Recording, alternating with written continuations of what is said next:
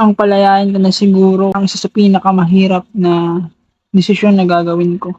Pero wala akong magagawa kung hindi na ako ang dahilan ng pagngiti mo sa araw-araw. Dapat na sigurong hayaan kita kung saan ka masaya. Hindi mo lang tatandaan na nandito lang ako para sa'yo. Kung kailangan mo ako, kailangan mo ng kausap, nandito lang ako. Pero mukhang dito na magtatapos ang simulan nating pahina. Sabi nga, kahit gaano mo pa kamahal ang isang tao, kung hindi na ikaw yung dahilan ng pagngiti niya sa araw-araw, mas mabuting palayain mo na lang siya kaysa parehas kayong mahirapan. Dahil doon rin naman pupunta yan eh. Pero alam mo,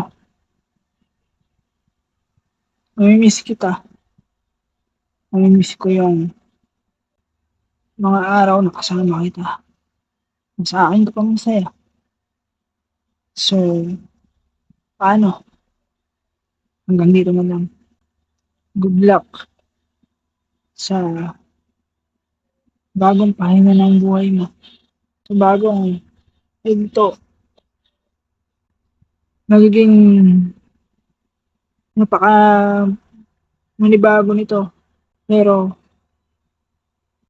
sabi nga, kailangang bumitaw para hindi ka na mahirapan at masaktan.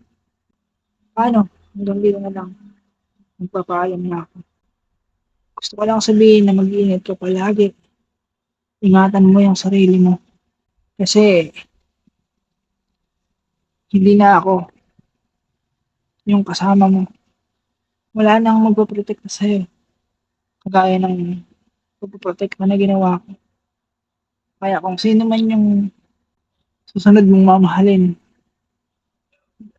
ang hiling ko lang, sana mahigitan niya yung ginawa ko.